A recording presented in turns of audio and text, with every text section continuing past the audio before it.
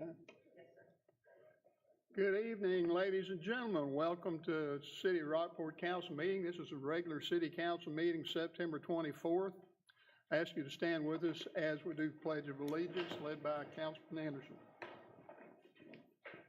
I pledge allegiance to the flag of the United States of America, to the republic which stands one nation under God, indivisible, with liberty and justice for all. Thank you.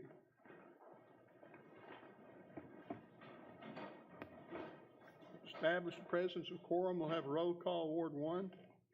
Here. Ward 2. Here. Ward 3. Here. Ward 4. Here. Mayor here. We do have a quorum present.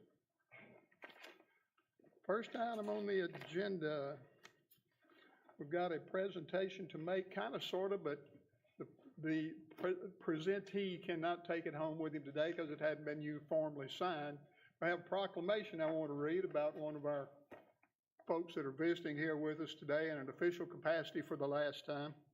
We have a joint proclamation been put together, whereas Mike Probst has dedicated 40 years of exemplary service to the Rockport, Fulton, and Aransas County community as the esteemed editor and publisher of the Rockport Pilot newspaper.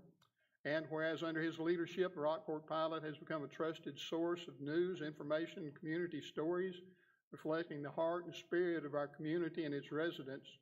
And whereas Mike Probst has demonstrated unwavering commitment to journalistic integrity, ensuring that the Rockport Pilot upheld the highest standards of reporting.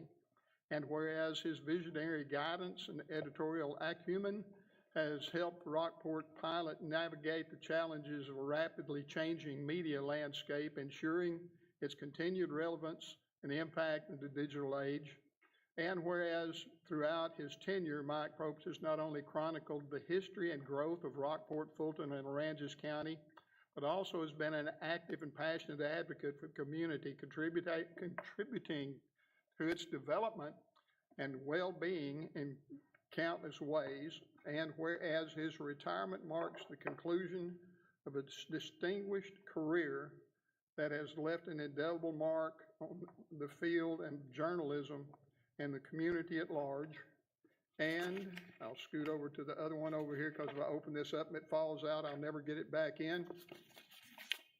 And finally, whereas the citizens of Rockport, Fulton, and Aransas County wish to express their deep appreciation for his years of service, leadership, and dedication to celebrate the legacy he leaves behind. Now, therefore, we jointly do hereby proclaim Monday, September the 30th, 2024, is Mike Probst Day in Rockport, Texas, and urge all citizens to join in recognizing and honoring the significant contributions of Mike Probst to our community, in witness whereof we have hereunto set the seal of the City of Rockport, Town of Fulton, and the County of Aransas to be affixed this month of September 2024.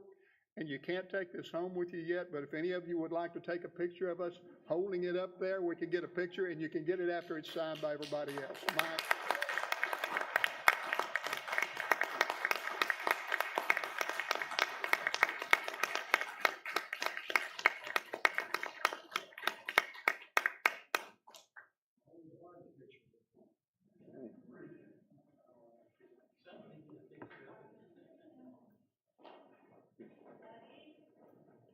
Need a picture for the paper.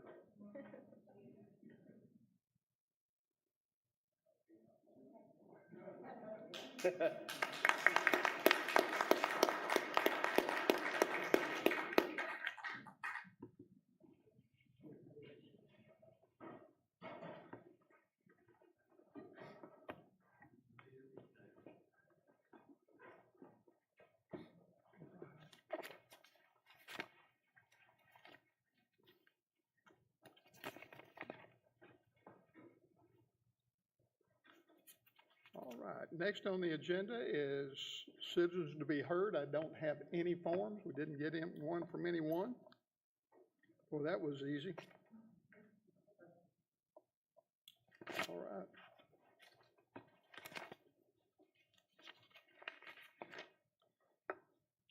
Next is the consent agenda. The following items may be acted upon in a single motion. No separate discussion or action on any of these items will be heard or held unless pulled at the request of a member of the city council. Anyone wish to remove either one of those items? If I make a motion to approve the consent agenda as read. have a motion, do I have a second? I'll second. Have a motion and a second. Any further question? Call for a vote. Ward 1, Aye. Ward 2, Aye. Ward 3, Aye. Ward 4. Aye. Mayor, aye, it's unanimous. Ordinances, resolutions, and public hearing, request to amend the official zoning map by rezoning 1306 Smokehouse Road. Ms. Dietrich. Yes, ma'am. Yes, ma'am. Hi, yes, I'm needing our property rezoned so I can put a mobile home next to my parents' house. They are elderly and disabled and they need somebody next to them. Okay. All right. We will hold a public hearing. If anyone is here to address this issue, we'll do it at this time. It is 6:36. Do we have anyone who wants to address this request? All right, Ms. Dietrich, we'll close the public hearing and go back. It's your turn. My turn. Thank you. Good evening, Carrie Dietrich, Community Planner and Assistant Director to Building and Development. So the property owners, Mr. and Mrs. Hearn, are elderly. They need daily assistance and they'd like to place a manufactured home on their property for their daughter to live in so that she can be there daily. Now, if you look at the zoning map in your packet, all the property around them is zoned R2M. I'm not sure why theirs isn't. There is one lot next to them that is zoned R1. That gentleman called today, Mr. Jackson, and he said that, well, he didn't have time to send me something, but he said to let you know that he was okay with it. Okay. And staff recommends approval. All right. Questions, council? No. Do I have a motion? I'll make a motion I have a to, motion. Thank yeah, you. to approve. A second. I have a motion and a second. Any further question? Not, call for a vote. Ward 1, Aye. Ward 2, Aye. Ward 3, Aye. Ward 4. Aye. Mayor, aye, unanimous, approved. Item number 4, consider approval of resolution 2024-22R, appointing the mayor as the chief executive officer and authorized representative to act in all matters in connection with the Texas Division of Emergency Management Hazard Mitigation Grant project and committing the city to provide matching funds to secure and complete the TDEM hazard mitigation grant. Kimberly. Yes, sir. Mayor, Council, thank you. This resolution is just coming to fruition for one of the projects we've started about 2 years ago. And Ryan and Candace and some other staff, we've all been working together to get all these information to TDEM, and we finally are seeing some fruition of that planning. So this is just 2 of the generators that we've applied for, and it does have matching funds. We didn't have them in the budget just because we didn't know when it would be coming. So this, if y'all approve it tonight, there would be a future agenda item to support this by $21,000 and some change for our 10% match. And there's still some other items out there we're pending, but at this time, this is all that's been brought forward. Okay. Any questions, council? And just to put it out there, so you have the 10% match, what is the total cost of the generators? So the total cost is let me find it. $213,853 for the generators and the pads, all the connections and everything. There is still another matching funds for the grant administration portion. That's being paid directly from TDEM to the grant administrator that we went through the process to hire. However, these funds would come through us to whoever wins the bid. We're paying for this out of utility reserves? Is that? That's a Robbie question. I believe it will be coming from that, but again, this will be coming out of next year's budget, so we couldn't bring you the agenda item to transfer funds until after October 1, but I believe that's where it's anticipated from, Robbie. That's okay. For the grant, the 10% match on the grant of $21,000 and some change, we were anticipating that coming from utility fund reserves. Yes, correct. Other questions? Thank you. Not, do I have a motion? I make a motion to approve agenda item number 5, is read? Have a motion? Or and a it's second? 4, sorry. I'll second. I have a motion and a second. Any further questions? We'll call for a vote. Ward 1, Aye. Ward 2, Aye. Ward 3, Aye. Ward 4. Aye. Mayor, aye, unanimous. Item number 5, consider the approval of resolution 2024-23R authorizing Rockport Police Department to take possession of police apprehension and detection K-9 Roscoe from the Lavaca River Ranch and formerly at Seadrift Police.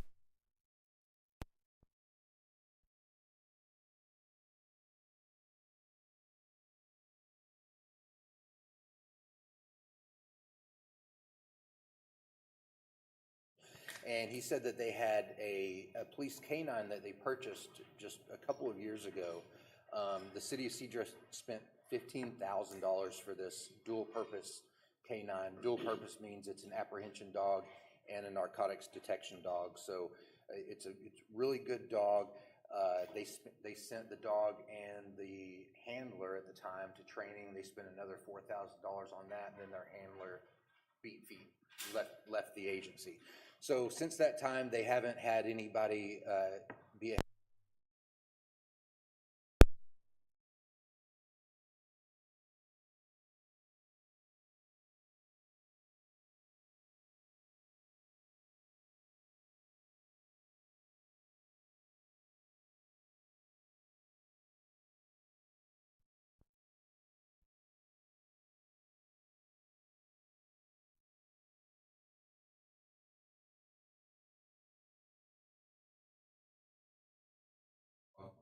that they're willing to give us is a great opportunity for the city of Rockport. These dogs can really help with us in finding illegal narcotics, locating people who are running through the woods, hiding in houses, hiding in under beds, just about anything. So it's a great opportunity that we have as a city to take this dog. We would send our new handler and the dog back to where the dog originally was trained, which is called the Hill Country Dog Club, and we would pay for that training. It's a 4-week training for the handler and the dog that we would be responsible to pay for, but that is our goal to do that. Now, the funds to do this for the training, we have asset forfeiture funds available, and we've also reached out to some local charitable organizations who are willing to help with the monetary costs of the training and outfitting the vehicle. Anything that is not covered would be covered through forfeiture funds, so it wouldn't affect our budgetary costs. Moving forward, the only budgetary cost or the food for the canine. So it's a good opportunity for us, and we wanted to approach you guys with this. So, Council? I have one. Yes. Have we had a canine in the city of Rockport before? I know you've only been here a little while. Me too. Anybody? We had this before. yeah, I know at least through Chief Jarrow's time, there's not been one. Does it change any of our insurance requirements or anything like that, Vanessa, that you know of? Probably, I would expect a little bit, but is there anything? A little bit. It's not going to be. Okay, so it's not cost prohibitive or what have you. So, okay. Can I correct that? I'm pretty sure you guys did have a canine, because I went through the leadership class, and they showed a canine that was one of the police officers had. And so That was in 2000 no, that was 2021? No, 2017.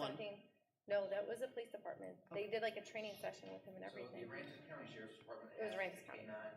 Okay. DPS also has a canine in the area, but the Rockport Police Department does not. Okay, I just want to make sure that was correct, because I remember a canine. Like, I remember It sounds like, introducing him. I'm sorry if you were done. The Yeah. vast majority cost, we can do it with the forfeiture asset dollars. So this isn't going to tremendously affect the general budget. It's not going to affect the general budget at all, other than ongoing Dog food. Okay. You had an officer that was a dog handler before. We do have an officer that was a handler before, and then we have several other officers that are interested in the process. Sure. So we haven't gone through that yet until we finish tonight. So Good. How do you do the process? So we ask for interested officers, which already have names of those, and then there's certain requirements that are gonna be met. One of them is they have to live a certain distance to where they can respond to the city. They'll be on call basically 24/7, and they have to have a home to where we can build a kennel in their backyard. They have to have a backyard available for that. They can't have HOA restrictions or anything like that for something like this. So we've narrowed it down to about 3 officers at this time. Right? 2 questions, Chief. Would you just send one officer to the canine school? Yes, just 1 officer. It's about $7,400 for the dog and the handler for a 4-week training. Okay. And then, I'm assuming we use a vehicle we already have in possession? A vehicle that we already have in our possession, we'll have to put what's called a hot dog. It's basically it's an alarm system that you put in a police vehicle in case the vehicle gets too hot. An alarm will sound, and then there's also an automatic button to open the back door to let the dog out. Can we do it with one of our newer cars so it doesn't go, so this car that we outfit doesn't go away in a year or 2?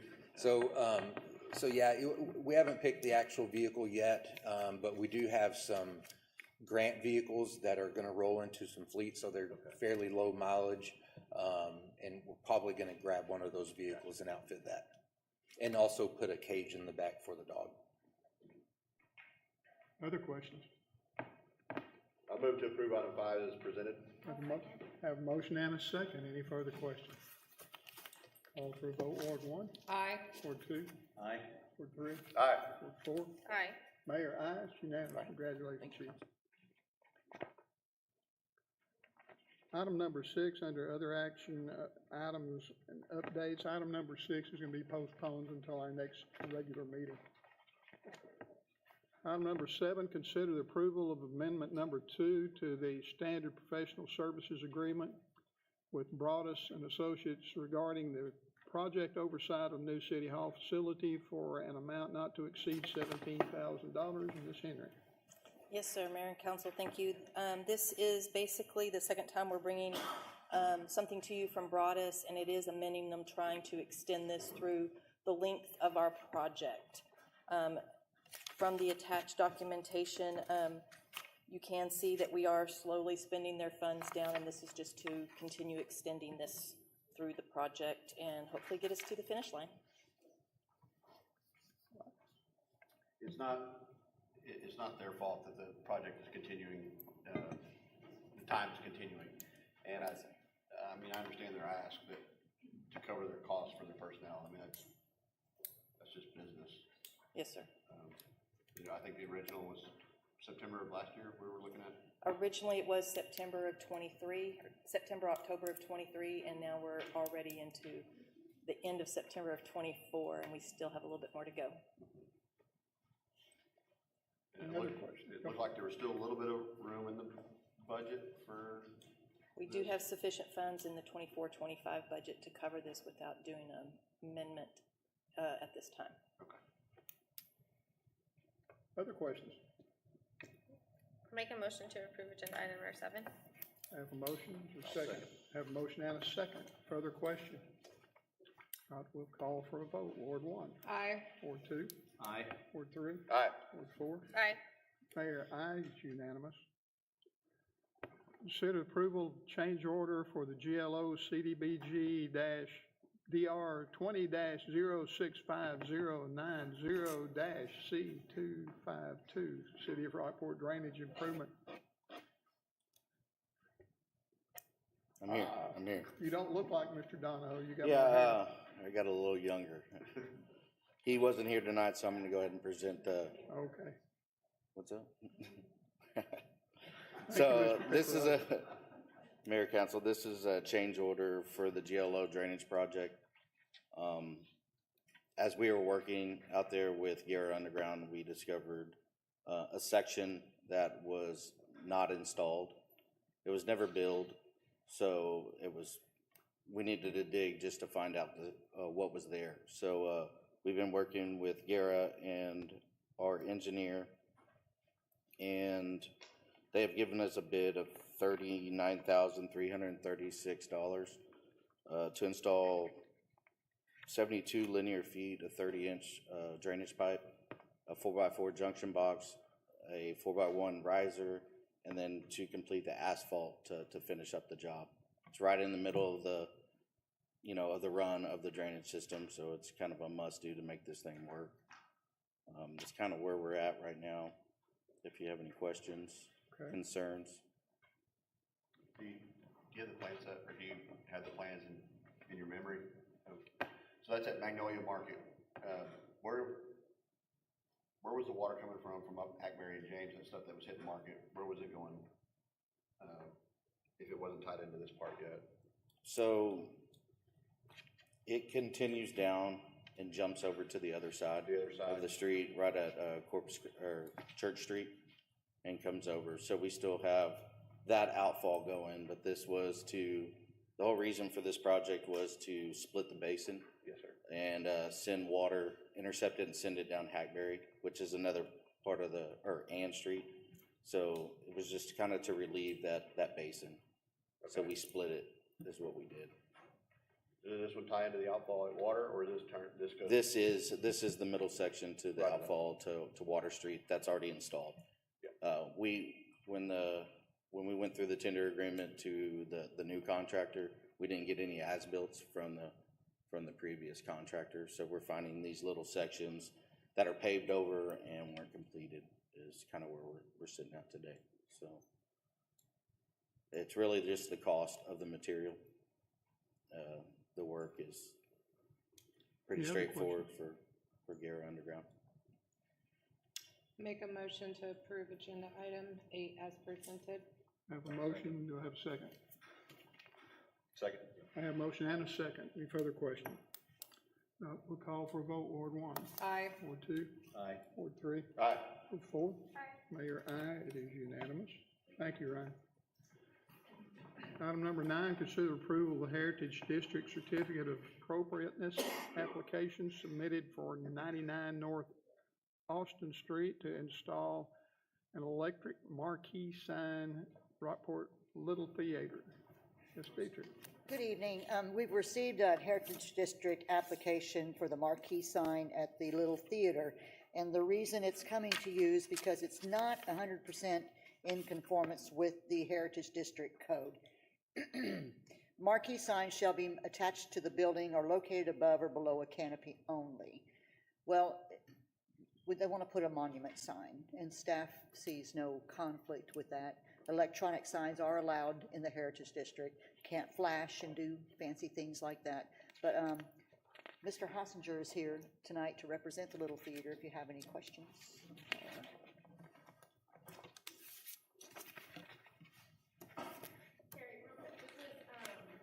Part of, I know they had put this in their packet for the hot funds, right? To have a Yes, sign. and they've got to spend them by the end of the month. So they have, that's, I just want to point out, they do have to spend this money, have Yes. to sign on it, so they put it in their packet.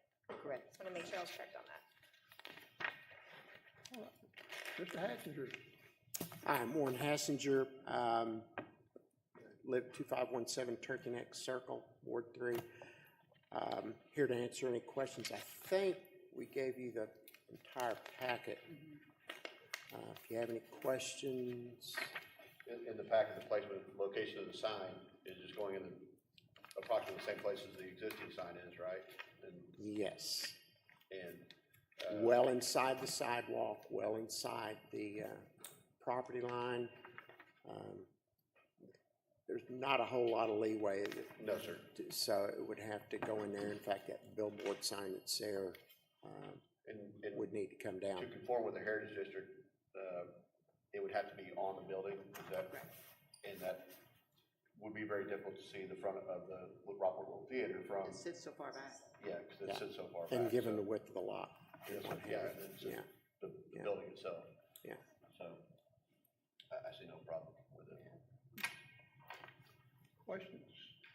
I'll make a motion to approve agenda item number 9 as presented. I'll second. Motion and a second. Any further questions? Thank you. Not, we'll call for a vote. Ward 1. Aye. Ward 2. Aye. Ward 3. Aye. Ward 4. Aye. Mayor, aye. It is unanimous. Consider approval to authorize the mayor to approve and sign the interlocal agreement with Texas Municipal League Intergovernmental Risk Pool to provide cyber liability and data breach response coverage with the core coverage option. Kimberly. Yes, Casey couldn't be here tonight, so we're trying to help her here, but this is, in prior years, you didn't have this as much, but over the years, this has come more prevalent to have cybersecurity insurance. In your packet, the two options that have been provided by TML IRP, one has a $500,000 coverage and one is $1 million coverage. The difference is the difference of about $250. We see this as a good thing, and I'm sorry, Bob here from IT department and Casey have had that discussion, and they felt that the higher increment was the better increment to go with for a total of $1,250. Okay. And that's annual. Questions, council? I move to approve item 10 as presented. Have a motion and a second. Further questions? Not, we will call for a vote. Ward 1. Aye. Ward 2. Aye. Ward 3. Aye. Ward 4. Aye. Mayor, aye. It's unanimous. Item number 11, receive a presentation of Texas Maritime Museum expansion project. Okay.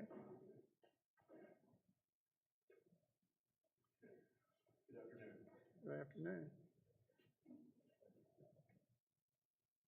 This is Tom Rodino, the president of the Board of Trustees. My name is Mike Labels. I'm the new executive director for the Texas Maritime Museum. Again, thank you so much for just allowing us to come in today and just kind of present this as a very informative experience. Essentially, what we're going to do today is just to talk to you. In your plan, you'll actually see that we're actually wanting to create an interactive area. The use of technology will help us create virtual reality experiences, which we're already currently working on. We're also going to have a discovery center. So that way, this affects everyone from the oldest down to the youngest.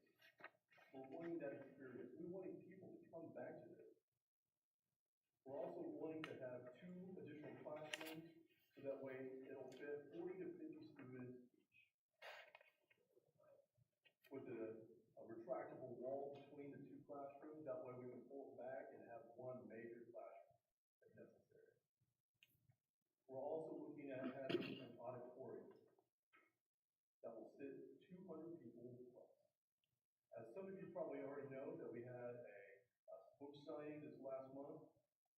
At the end of this month, we actually have a retirement party.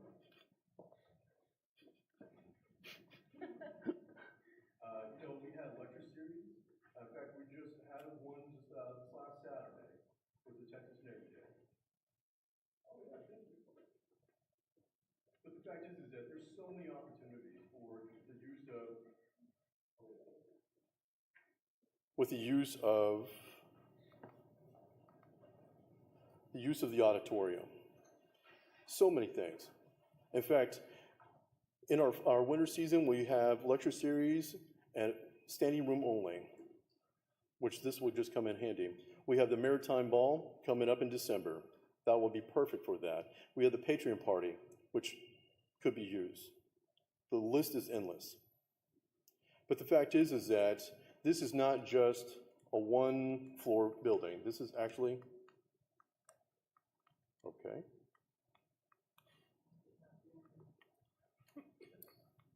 We actually have a 2-story facility. This is actually an aerial view of the facility. If you zoom in, next slide, there you go. You can actually see the mezzanine over the entrance, over the dead space. That is the mezzanine, so that way you're able to actually see Tortuga from a variety of different perspectives. Down that hallway, you notice that there's actually an elevator that's going to be roughly about 10 by 10, a curatorial space, and all the administration area. But it's not just the functional museum. It's the look, it's the aesthetics.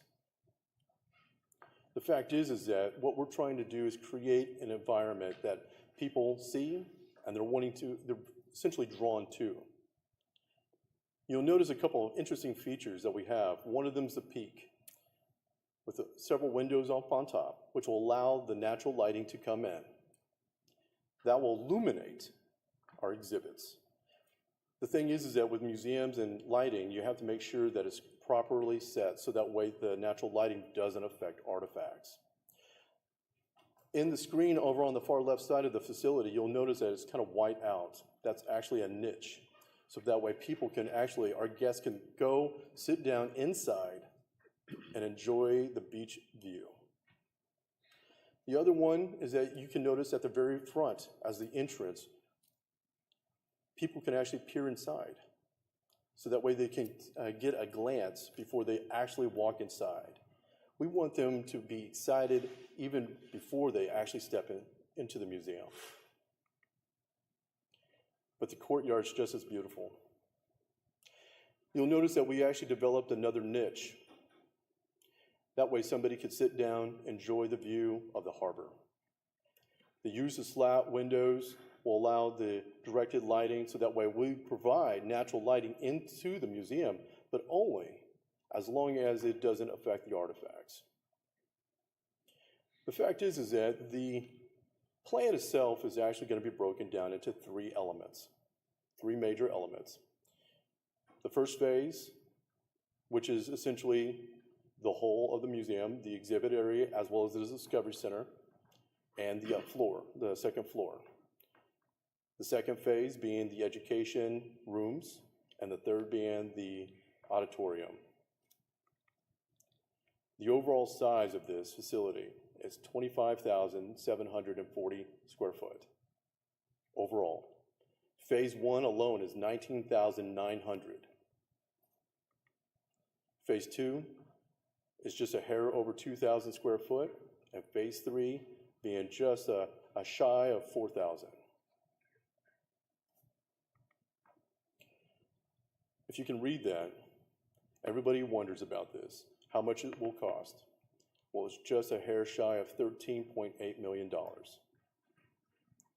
But the fact is that in order to create the experience, and I want to say that this is not a fit and finish. It's not a fit and finish project. This is just the building. But that's the reason why we're looking at doing this in phases. I want this to be a very informative session so that way you know what we're trying to do, what we're working on. The fact is that, and I wrote this down earlier today, this expansion represents our commitment to providing necessary experiences that will inspire and educate our community and throughout our state. As we like to say inside the museum, this is actually our value statement. No matter the headwinds, excellence is our heading, and we will maintain our heading to change lives. Tom, do you have anything else? Yeah, I'd like to point out that this is not an entirely new idea. If you've noticed, the building the museum is in stands there by itself on a very large piece of property. We have an assortment of drawings over there for the original conceptual layouts that had that entire site being developed. The concept plan we have now modernizes that. It's not quite as ambitious. It doesn't have a boat basin in the middle of it and a few other things. But it's been considered from the beginning. The museum just turned 35 years old in July. One of the key elements is that in the 70th legislature of Texas designated the Maritime Museum as the official maritime museum of the state. And last year, the last session, we actually asked for and received some funding from the Texas legislature. And we're asking for funding again to continue renovations, a lot of things that haven't been addressed in 35 years. As Michael pointed out, the building itself comes in a little under $14 million. The total project in the long term, we expect to be on the neighborhood of $20 million. So we have quite a fundraising project ahead of us, because everything that we do at the museum is done with grants and donations. If you have any questions, don't hesitate to ask Tom or I, and if you have any questions after the fact, don't hesitate to just call the museum. Questions, council? I have one. Yes, I sir. want to make sure I heard you, you said that our museum was designated by the state as the. The official maritime museum of the state of Texas. By Pretty a impressive. I joint didn't know that. resolution of both houses of the legislature. Actually, before the museum was built, if you read the proclamations, they say the proposed Texas Maritime Museum. But we are the official maritime museum of the state of Texas. That's impressive. I didn't know that. It's a good piece of information. Absolutely. Anyone else? Do we have a timeframe, or is this all funding, based on funding? Well, that is true, yes, it is based on funding. However, we anticipate a movement in terms of groundbreaking and as long as everything lines itself up. You know how that goes. Yeah. But we anticipate 2 years. Do you anticipate any asks from the city? No. If you're willing to. Come to the budget workshops, that were real fun. I wouldn't do my job if I didn't ask. We'd love to have you all sign up as members of the museum. We've revitalized the membership program, so we'd be glad to have you join us. Great. Well, again, thank you so much, and absolutely. Well, thank you so much. We apologize for the inconvenience with the. Thank you very much. We look forward to seeing it. It's a great asset for our community. Thank you. Item number 12, receive presentation, provide directions regarding the Rockport Citizens University. That's a good one.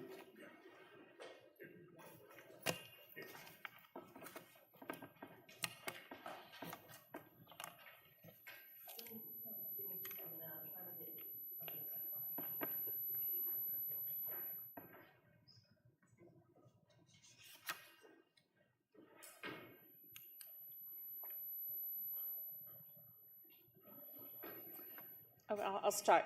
So, as you remember during my interview, y'all had asked me some different questions about how to get citizen input, citizen engagement. And this was one of them that I had spoken to you about that I did in my previous city.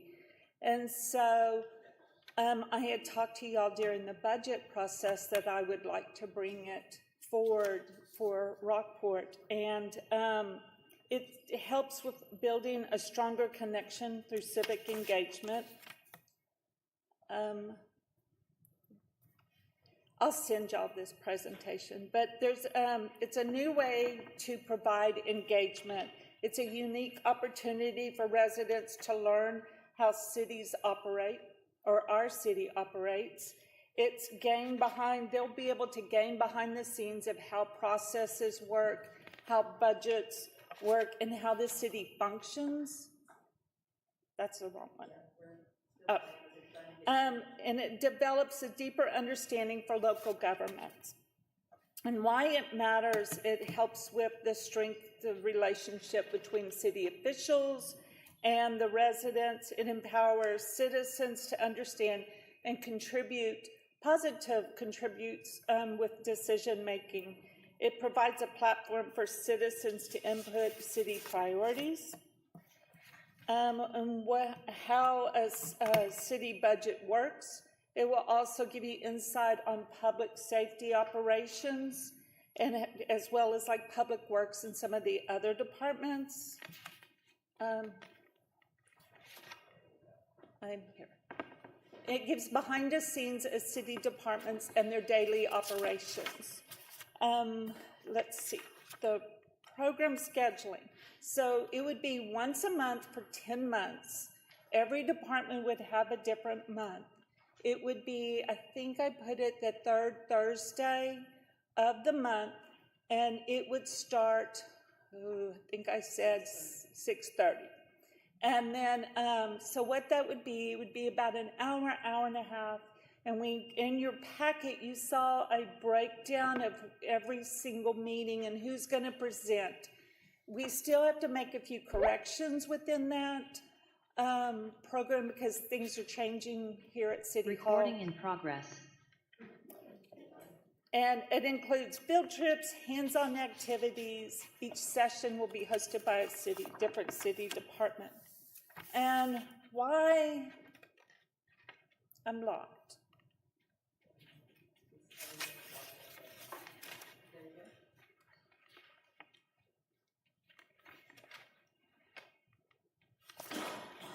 Okay. Anyone who's interested in the local government, who should sign up? Anyone who's interested in local government must be a resident of the city of Rockport. And again, that's your decision if you want. That's just how I've done it before. Limited space. We're saying 15 to 20 residents. That way it's a manageable class. It's easier to talk to. And then we're asking everybody to apply early. The mutual benefits would be you would gain insight of what the residents, are looking at, wants, needs, priorities. You would gain a better way of communicating back and forth. It really, what I saw in the previous city I did is some of the people that, it was a better understanding of how the city functioned. They were more appreciative of all the hard work we put into everything and more supportive. And how to join, you can fill out the application on the city website. Once y'all give me the go-ahead, I'm trying to open it October the 1st. And it helps build a stronger community together. So I've just given some other information about how to reach me or how to email me. So in your packet, you did see there's a press release that I included, the application I included, and then a simple breakdown for what each department will basically go over. It's a really good learning opportunity. I feel it opens the communications up more. And again, like I said, it gives more of appreciation of what the city does. Questions? Shelley, how were you planning? I'm probably going to put this on the city website. We're going to maybe put a ad in the paper with maybe a copy of the application or something like that to stir up interest. What's been successful in the past when you've tried this? So any opportunity I got to speak about it, any opportunity anybody else within the city got to speak about it, we all talked about it. It was just, we did a citywide kind of marketing kind of campaign. Civic groups, we put the information out there. We notified anyone who would listen to us. And then again, our council members also helped, promote this. Some of our council members went directly to certain citizens. So what we did was we had 45 people sign up for the first time, and we literally put in cans all the females, all the males, and we drew 10 out of each, and to make a well-balanced class. And it's still very successful. Well, I've participated in these in a previous life, and they do work out real well. It gives citizens that may not have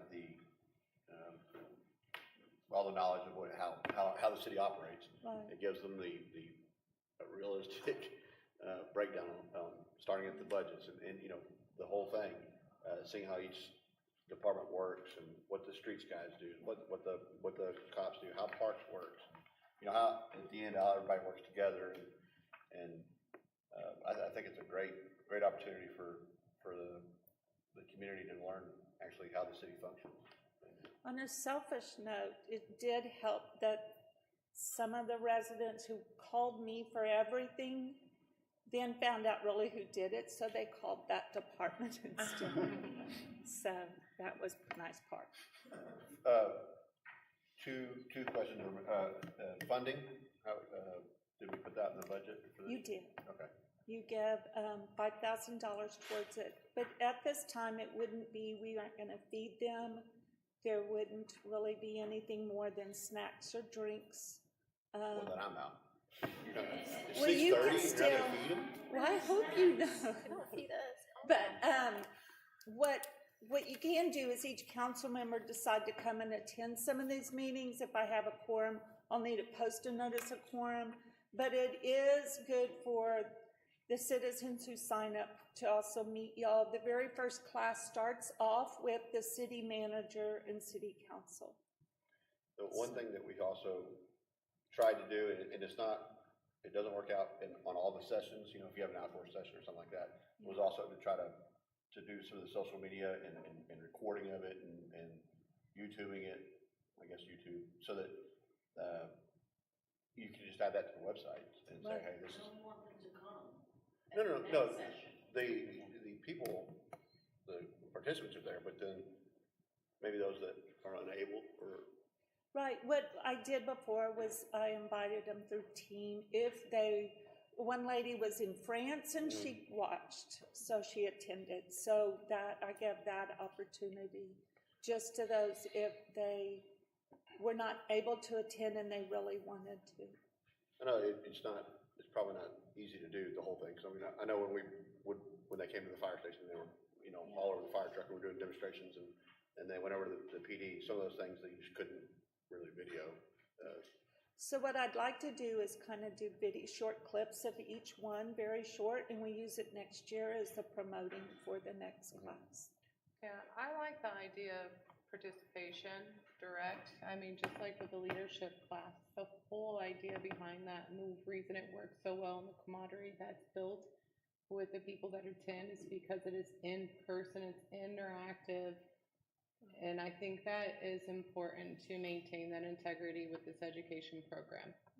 I like the idea of that information being freely available, but if this becomes something that people truly are very interested in, you know, what we could do to help accommodate more people being able to attend each session, I'd rather do that to get these people to interact within this, you know, go on these program trips and meet the people working, meet the staff, and really engage within the program. I do know that we have talked between department heads and this about maybe offering it for employees as well, so that everybody knows what each other does. It gives a better appreciation. Anyone else? I think it's great, thank you. Thank you, Shannon. We appreciate it. Item number 13, receive a presentation on the new agenda management, civic engagement, and citizen participation. It's good. Okay. This is so exciting to me. I'm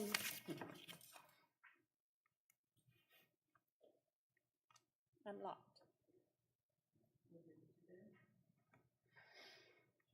Okay. The City of Rockport is going to streamline our agenda meeting management process, which will benefit city staff, the council, and the public. So I hope I see smiling faces. We've been through a lot of training for this, so some of us are really excited about it. So the benefits for city staff is it's an automatic agenda minutes and live streaming management process. It provides team solutions, so we will all work together a little bit more. It also makes sure, because you can't post less than 72 hours, so we're going to ensure that all of our meetings is in compliance with the Open Meetings Act. There's going to be one location on the city website and on the behind the scenes in the system for agenda, live streaming of meetings, minutes, and additional attachments. And one of those additional attachments will be your citizen comments. When everybody signs up, we can upload those to a packet as well. And so this will be for all meetings, boards and commissions, anything. If I have to post a notice of quorum, the notice of quorum will go there.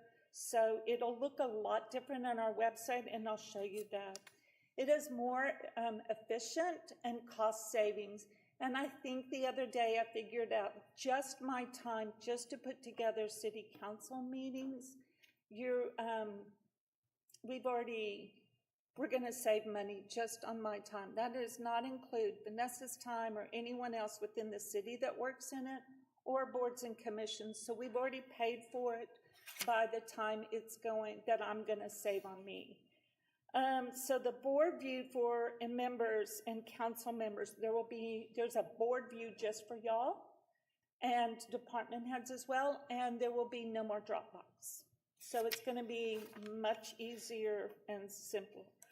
The benefits to the public will be, again, the one location.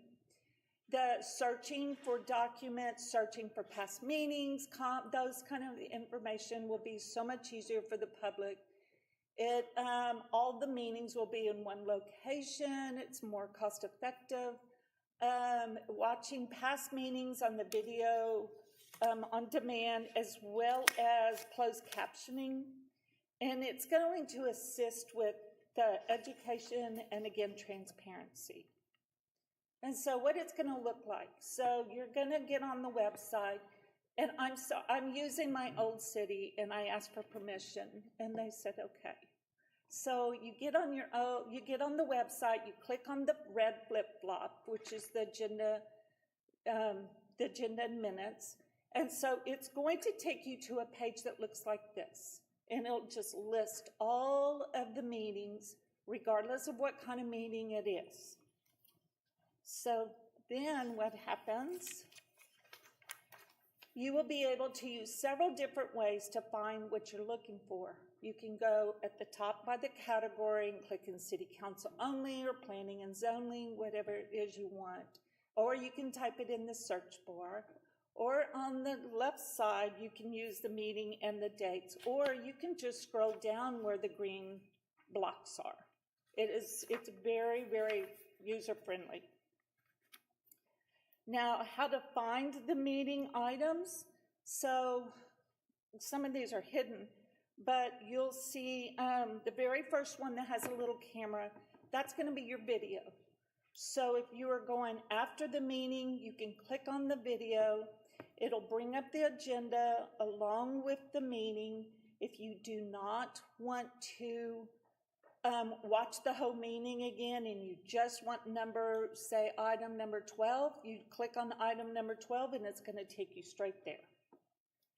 So, and then the next one, it looks like a magnifying or a megaphone. That is actually the agenda posting information. And then the next one next to it is all your drop downs. So when minutes are there, the drop down will show. When your comments are there, there will be a drop down for that too. So everything is right up front for everyone.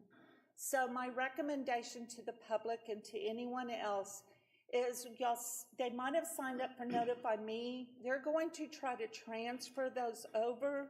They cannot guarantee that. So my recommendation is for everyone at the top right corner to click on and resubscribe. So you will automatically be notified of whatever it is you want to see. And then if you want to watch live, wherever a meeting is, if it's going on at that time, it'll have a note saying live meeting. You click on that and you can watch live. We will not be doing this on YouTube anymore. So it'll be one place. So again, we'll save money there. The citizens to be heard is something else that we would like to get your permission to change. We now use a product called Seamless Docs, and there's been sometimes some issues. There's a Seamless Docs for council meetings and a Seamless Docs for boards and commissions, and sometimes people click on the wrong ones, they don't make it to council, or they don't make it to board and commission, so we would like to do away with that and use a product that we already have that we can, again, save money on. It would be on the website, there would be the form, and you would just fill in the form. It's extremely easier, actually it's easier than Seamless Docs. And so we would automatically be able to save those according to the State Library of Archives retention period. And then the comments will be added, like I said earlier, on the Dropbox after the meeting. And so the form will actually be simplified for the public. and for anyone else who gets the forms, because I will have a back-end way to go in and check to make sure I have everyone. It will provide a list for me as well as the comments. The notes, we would like to put on the new form a note stating that the comments will not be read, but will be uploaded to the agenda meeting and distributed to the city council. And all comments will be retained according to the State Library of Archive retention schedule. And we also want to let people know that these comments are public records.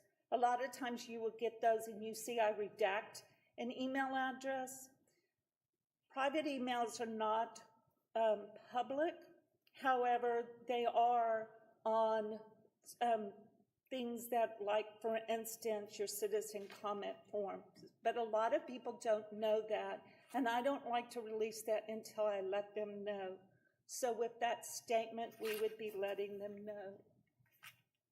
So if it's okay with y'all, if I could change that form, that's one direction I need to simplify it and to clean it up. And I think, Mayor, I showed it to you already. I'm sorry I didn't include a packet in the packet. But some upcoming dates. So Thursday will be our final meeting with Civic Clerk. Tuesday, we're going to go live. And so you'll start to see on the website these different changes. So the very first meeting, kind of our guinea pig, will be planning and zoning meeting. And we're and so you'll be able to, from your phone, if you would like, to watch it live as well. And then No way. and then I need to have a one-on-one training with each of you who are going to use your laptops, that you'll love the board view so much more. It'll provide so much more for y'all than it would through your Dropbox or through email. So those are just some changes coming. I just want to kind of bring back, so I know a lot of the meetings that we have now at the commission, the boards are not recorded, or live streamed, so are those now going to be all done that way, or just, how's that gonna work? 'Cause I know some people would like to watch some of those meetings as well. You now have that opportunity. It's all set up for all of them, if that's what the direction is. I guess it would be.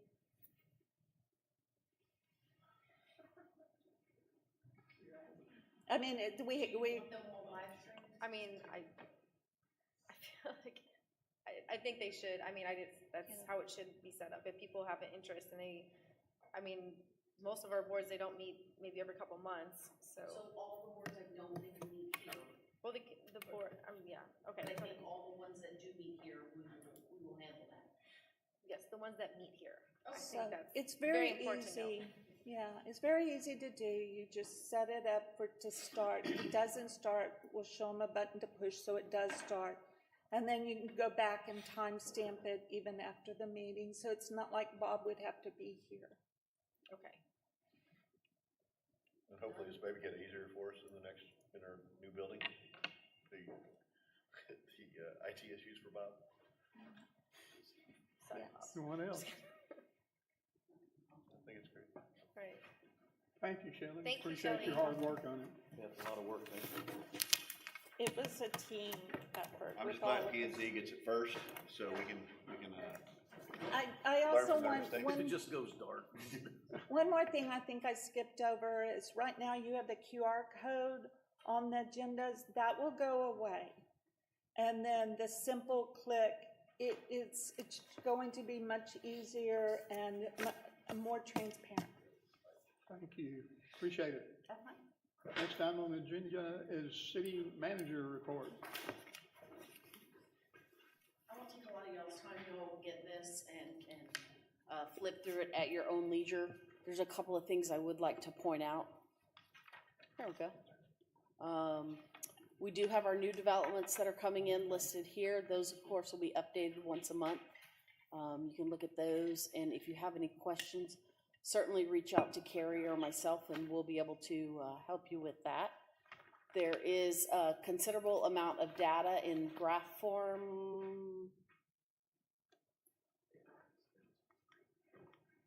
See what we got here, okay. You can look through those permits, inspections, fees, water and sewer wastewater connections. I believe y'all received the financials via your email earlier this week. So these are the same things. So I'm really selfishly going to go to a couple of last things. The engineering report that Anthony Allen usually comes and gives us, we're gonna just include that in here so you can go through that at your own pace as well and formulate your questions as you need to. Again, here's the utility reports. Sorry, I'm not trying to rush through this. I just know we gotta, Stephanie's already got her purse out, so. Parks and Recreation has several upcoming events. Be sure and take a look at those. We're trying to do a lot better job of pushing out information. So if you've noticed our Facebook page, our website, it's looking a little more spiffy these days. So that's a joint effort from all of this team. Everybody's committed to putting out information better, and I think we're doing a much better job of it. Not to say that we're already there, but we're working on it. Some of the things I really want to point out is we received a notice of violation for stormwater discharge from the Navigation District. We'll be talking about that in executive session and our path forward. We potentially are going to file suit on merchants for latent defects in the GLO drainage projects. We'll also be discussing that in executive session, and that's part of the project that Ryan just talked to you about. Internally, we're working on leveling up our customer service. That's going to be kind of our big overarching goal for this year, is remembering what we're working for and making it the best that we can be. One thing that I'm really proud of is last year you guys funded a program called Every Dollar. It cost us $7,000 for the entire city to have the availability to Every Dollar. Right now we have 24% participation, so that would be about 30-ish employees. I don't do big math. But in 1 year, October to October, we've paid off as a staff $450,000 in debt. That is not a typo. That is basically those 30-ish people busting their butts. So we didn't give a raise last year, but we hope we gave a lifestyle change to some of them. We're going to continue to that this coming year. Like I said, it's probably a pretty good investment in our employees at $7,000. So if y'all have questions about that, I would love to discuss it. And then we're working on scheduling a leadership retreat. We're going to set out our goals, mission, values, and things of that nature for this year. So, any questions there? Okay. Upcoming agenda, social media policy. We have one that is in our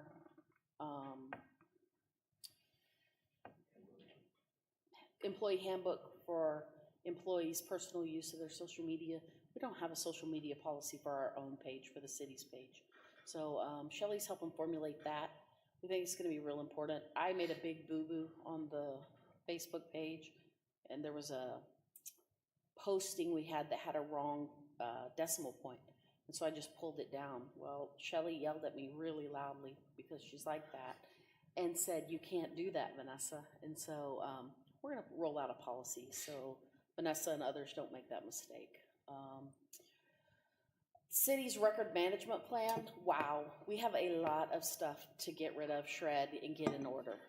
We're going to do that. That, again, is Shelley pushing us into a new era. That's going to be exciting. With that, prior to our move to City Hall, we're going to have a day that employees have to take home, employees that are moving to City Hall have to take home all of their personal items from this building. And then right after that, we're going to have a clean day. We're going to shut down City Hall for half a day unless I hear major objections from you. And everybody's going to clean out their files, clean out their offices. We're going to call in a shredding truck. The guys out in the back are going to clean their trucks. We're going to just get this place spick and span. It's not going to be a spring cleaning, it's going to be a fall cleaning. But we want to get everything. We have a mass amount of paper that we don't need. And there's never going to be a good time just to stop and get rid of it. So we're going to just make the time. And we're not going to move crap that we don't need over to the new place. So, you'll see that coming up. Is there a date? November? What date are we closing half a day? November 15th. No. It's all right. It's a Friday in November. You'll see it coming out. We'll advertise it really well, so there's not any surprises that we're not open. Everybody will still be here milling around. If some catastrophe comes up, we'll be here. We're not going off on a play date for the day. So look for that. If you want to come help clean, I'm sure we'll have a job for you. Coming up, we need to do the majors liaison committee appointments. I don't think we have evened that out since we had a new council member, and so I'm sure y'all want to dump your share on him. Convention and Visitors Bureau Board, we've talked about that a couple of times. We're waiting to get, I guess, some more applications in on that one. No? Haven't gotten any? Okay. Any new ones? Okay, so we'll put that up there. We'll maybe do one more push to get some more people on there. And then we'll appoint the Tourist Zone Board of Directors. That we have a lot of applications for. So the thing you will see before we do that is I'm going to tighten that board down a little bit. There's a couple of things that I think need to be addressed. One is the type of people and the type of knowledge you need to be on that board. One of the big concerns is that basically that board can pay themselves anything, vote themselves any pay. So I'm going to bring a proposal in to what they can be paid. We'll adopt a resolution to that end so that that concern is addressed and it puts a control on the board. So, any questions there? Nope. Upcoming events. We're having an STR Town Hall Zoom meeting October 1st. That is the rollout of the software. Anybody and everybody can join the Zoom, get on, ask their questions, and learn how to register their STR. We're super excited about that, right? Okay. National Night Out. Chief, you got great things planned? We do. We'll have a bunch of vehicles out there. I think there'll be some city vehicles out there with hot dogs, popcorn, some games. We're going to give away a couple of kids' bicycles to some children out there that were left over from Blue Santa last year. And so we're planning on having a good time. Perfect. It'll be great. Seafair. Doggy dunk. There's a big dog dunk and a little dog dunk, so figure out which one your dog falls in and go let them swim at the pool. The pool is currently closed though for maintenance. Starting the 30th. We got to do some cleaning that we can't do with people in there.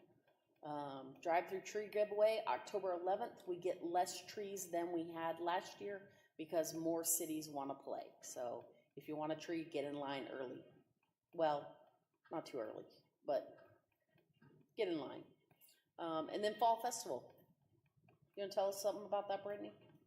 Done a lot of kids' activities, a lot of organizations that are going to be there offering some good advice, some good information, as well as a game for the kids. We have hay rides, pumpkin patch, kids' tie-dye shirts. I mean, it's a whole lot of fun. So come out from 5:30 to 8:30. Okay.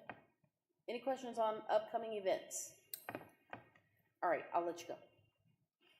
All right.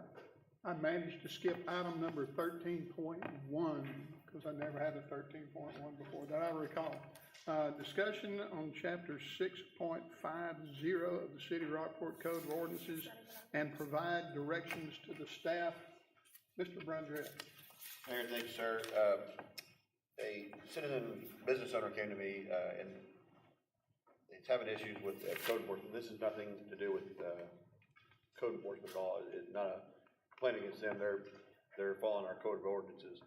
But what this business is doing is flying the Rockport Fulton pirate flag from a tethered balloon.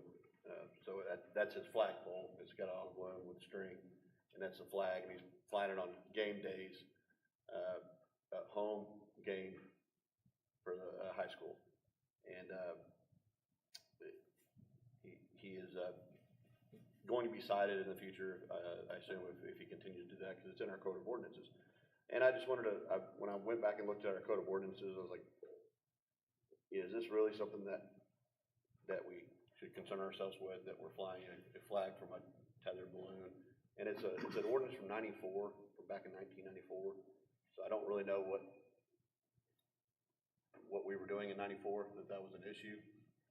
I was in, I think I was a freshman in high school, but, You're probably the reason we have. it could have been me. I could have been having something flying from a balloon, but, we're not going back there.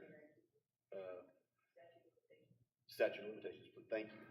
So anyway, I just wanted to bring that up and just gauge y'all's, I don't know what y'all's thoughts are on flying a flag from a string in a tethered balloon, if that's something that we should be citing our local businesses. I think you just have to be really careful that if they don't start doing it with the American flag. So you have to be specific that if it's a flat, like a logo, Well, that's also covered, it affiliated. is covered in the ordinance that, it's very clear. That's what I'm saying though, like, so they don't improperly fly the American flag. That's the only concern. I think we have to be very careful in the wording. I'm open-minded. I don't think it's any different than flying advertising banners and things like that. What they are truly doing is flying advertising for the school Yeah. and the children that attend during sponsored, or not sponsored, but events such as games and things and like that. that is exempt, so, another part of that in the ordinance, further up in the ordinance, those would be exempt since it's a school-related activity. The issue is the way that it's a tethered balloon. It says specifically not tethered to a balloon. That, Is it imposing any safety risk? that, We haven't heard from the FAA. yeah, he's not in the FAA flight pattern, not by the airport. So to me, it was just like it was a non-issue. Would it become a bigger issue if we were to make consideration for that change? If they fly the political flag, are we gonna hear about it? That involves freedom of speech, though. Yeah, so what are you gonna, what are the parameters? Have we gotten any complaints on this? Brad has. Just from the business owner that was flying the flag. And No complaints from. Yeah, he's complaining about the ordinance, but no one's complaining about what he's doing. I don't know how codes, maybe they were driving and saw it and they're like, whatever. I remember reading somewhere that I can't fly from a balloon. I don't know. I don't know. think we've had the discussion numerous times.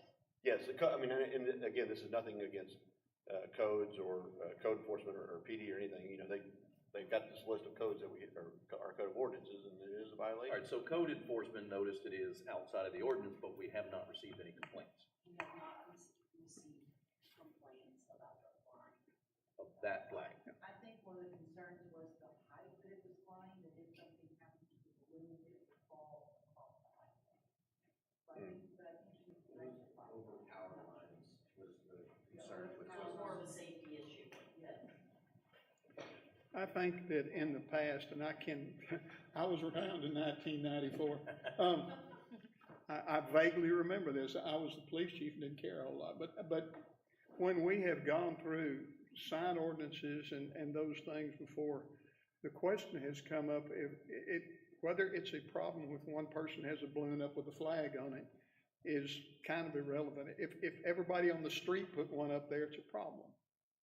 And we had enough signage in town at one time or other. There were people planning on putting them up billboards, and you can't put a new billboard in town as of probably 1994. But the issue was how many of them are too much. And if there's no restriction on it at all, and we take it out of the ordinance,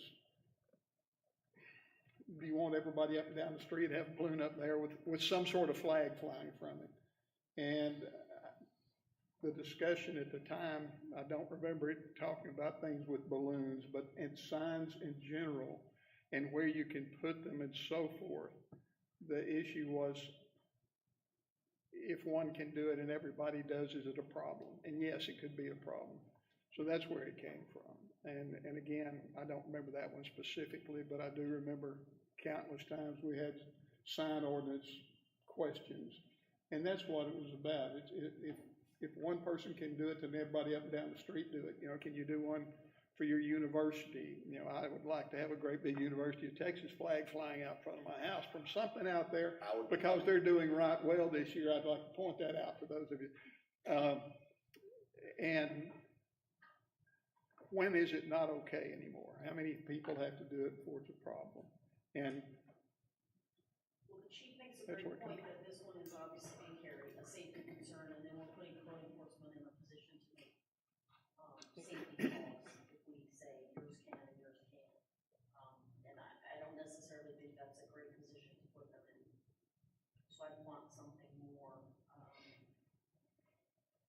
restrictive or more definitive on safety concerns, if it's gonna be power lines, height, something Brad, like that. just because it seems like you've recently and thoroughly reviewed this ordinance, is it restrictive to a flagpole? No, Like, do we? you can do a flagpole, the 6.5, this part, it just says tethered balloon. So is there a potential that he could change the method in which he flew the flag? And then it would be within the ordinance? Because it is particularly in where he is doing this, a safety issue because of the balloon, because of the method in which he is. That's really what it is, it's the concern of safety. No, I can see that the height of maybe the height of the balloon being the concern that the balloon deflates or pops and it falls off, goes across power lines.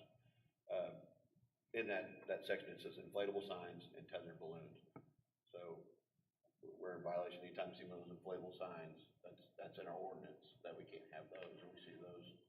I know recently when the convenience stores open and they've got the Slurpee or the drink, cup, and it's an inflatable gorilla. Right, it's gone. That's gone. No, I know, but I mean, it happens, anytime there's a new opening. I would like to just see, like, again, you want direction here. If the citizen has an issue with this ordinance and comes to our city council, I would like to have at least photos and some input from the police department, from Carrie, maybe do some research of what would be safe, what would not be safe. Alternates, like, and have a meeting where they're here and they can present it to us, so we're seeing what is actually happening. I think there's too many questions here, So obviously, to give that, but. I did tell Brad that I didn't have time to do the research. If you wanted it on this agenda, I wouldn't have alternatives and things like that. But if you want to go forward and analyze this particular one, give us till October 1, we can have, we can have a lot of data and alternatives. But we just didn't have time. I think a height restriction would probably be maybe the most prudent thing yes, you could probably still do it from a tethered balloon, but you can't have it 300 feet in the air, or whatever.